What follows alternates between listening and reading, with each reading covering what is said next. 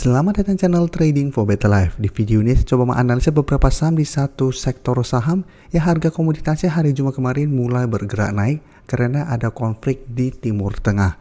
Bagaimana potensi saham-saham di kedepannya? Apakah ada potensi untuk mulai bergerak naik juga?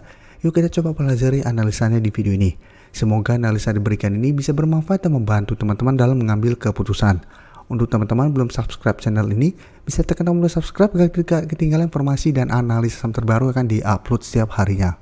Hari Sabtu kemarin saya baru analisa saham-saham minyak yang hari Jumat kemarin bergerak naik karena adanya konflik di Timur Tengah yang menyebabkan harga minyak dunia bergerak naik.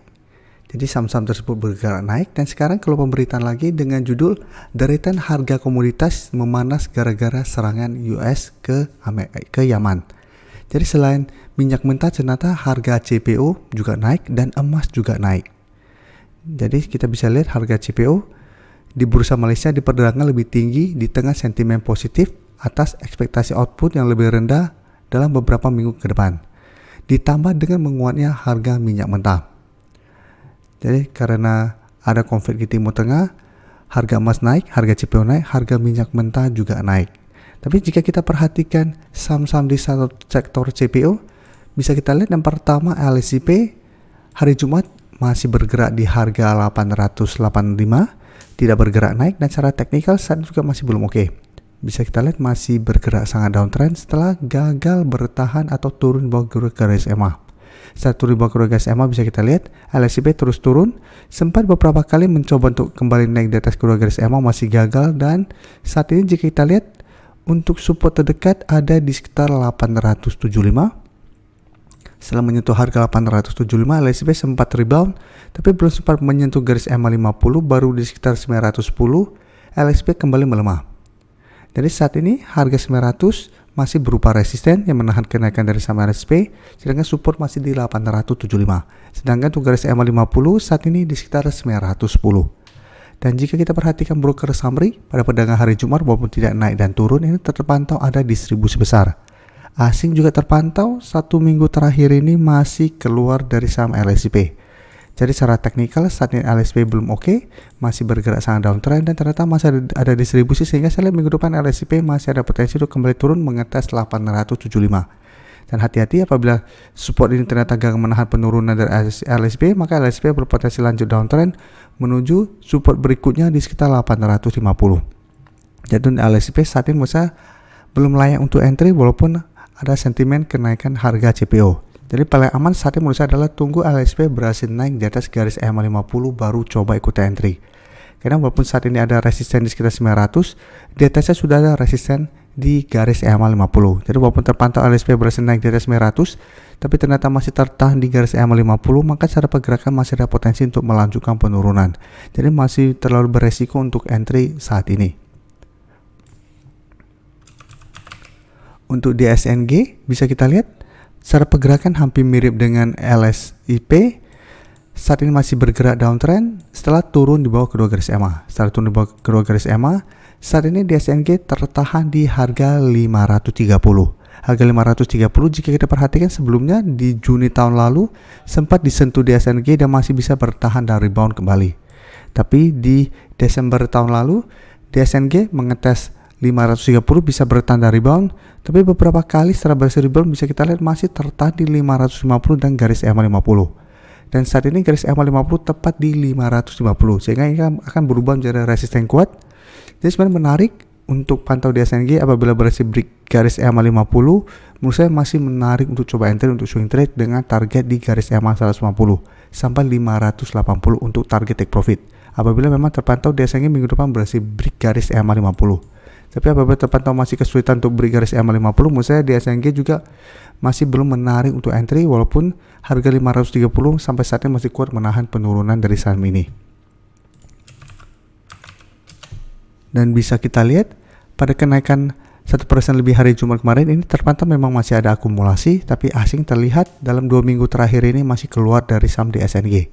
Jadi DSNG apabila teman-teman mau coba spekulatif buy, bisa coba tunggu di sekitar 525 sampai 530 untuk swing trade dengan target di garis EMA 50, atau mau lebih aman tunggu DSNG berhasil naik di atas garis EMA 50 baru coba ikut entry.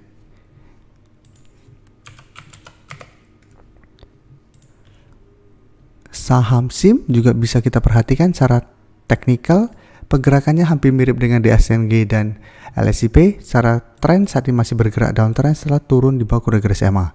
Jadi setelah turun di bawah garis EMA, bisa kita lihat saham SIM beberapa kali juga sempat mencoba untuk naik di atas kuda garis EMA, selalu gagal dan dibuat turun. Dan untuk support sebelumnya di sekitar 360, 368, SIM mengetes dan masih bisa bertanda rebound. Dalam 1 bulan terakhir ini atau beberapa minggu terakhir ini, saham SIM belum sempat menyentuh sekitar 368, baru sekitar 370, SIM sudah bisa bertahan dan rebound. Tapi bisa kita lihat bahwa berhasil bertahan dari rebound 370. Sampai saat ini SIM belum terkonfirmasi naik di atas garis EMA 50. Jadi walaupun sempat ditutup di atas garis EMA 50 dan sempat mendekati 390 atau mendekati garis EMA 150, SIM belum terkonfirmasi break garis EMA 50. Dan hari Jumat, SIM masih bertahan di 378, sedangkan untuk garis EMA 50 saat ini tepat di 380. Dan untuk SIM, jika kita perhatikan pada perdagangan hari Jumat kemarin ini terpantau sebenarnya masih ada sedikit akumulasi. Tapi bisa kita lihat volume transaksi sangat kecil sehingga ini tidak terlalu liquid. Sedangkan asing masih distribusi saham SIM. Jadi untuk saham SIM, menurut saya juga paling aman apabila mau coba entry itu tunggu berhasil naik di atas garis EMA 50. Atau saat ini di sekitar 380 baru coba ikut entry. Sedangkan untuk target swing untuk saat ini di sekitar 390 atau di garis EMA 150. Atau teman-teman bisa hold terus selama support ini tidak terlewati. Apabila memang terkonfirmasi minggu depan SIM berhasil naik di atas garis EMA 50. Tapi karena saham tidak terlalu liquid, menurut saya tidak terlalu menarik untuk entry saham-saham yang tidak liquid, apalagi candlenya juga tidak begitu oke. Selanjutnya saya akan coba analisa saham AALI yang bisa kita lihat secara tren atau secara pergerakan juga hampir mirip semua. Untuk saat ini support terdekat atau support kuatnya ada di zona 7000 sampai 7050. AALI malah sempat break garis EMA 50, tapi bisa kita lihat masih tertahan garis EMA 150. Sebelumnya juga berhasil naik dari garis EMA 50, masih tertahan garis EMA 150, sehingga ini belum terkonfirmasi uptrend. Tapi untuk support ini di 7000 masih merupakan support kuat untuk saham AALI. Tapi 1 minggu ini walaupun berhasil rebound dari support 7000, AALI juga belum terkonfirmasi break garis EMA 50 yang saat ini sekitar 7195, walaupun sempat ditutup di atas garis EMA 50. Tapi karena candlenya tidak oke, ini belum terkonfirmasi break. Hari Jumat juga walaupun turun 0,35%, ini candle hijau dan malah sempat naik di atas garis EMA 50. Dan dari data broker summary, jika kita lihat asing memang melakukan akumulasi pada penurunan hari Jumat, tapi secara keseluruhan asing masih distribusi, dan bisa kita lihat ini masih ada distribusi besar pada penurunan hari Jumat kemarin. Jadi untuk saham AALI menurut saya saat ini juga belum layak untuk entry. Apabila teman-teman ingin coba entry, coba tunggu di zona ini untuk coba spekulatif buy di sekitar 7000 sampai 7050. Atau tetap lebih aman adalah tunggu berhasil naik di atas garis EMA 50 baru ikut entry dengan target jangka pendek di 7300 sampai garis EMA 150 di sekitar 7375. Karena sama sebelumnya berhasil break garis EMA 50, AALI ternyata tetap kesulitan break garis EMA 150 sehingga kembali bergerak turun. Jadi paling aman apabila kita buy on breakout di garis EMA 50, jadikan garis EMA 150 untuk target take profit. Apabila terpantau setelah berhasil rebound, AALI masih kesulitan untuk melewati garis EMA 150 ini. Terima kasih telah menonton video ini. Like dan share video ini bila bermanfaat bagi teman-teman, dan support channel ini dengan cara tekan tombol subscribe agar channel ini bisa makin berkembang dan bisa membantu lebih banyak orang lagi. Terima kasih.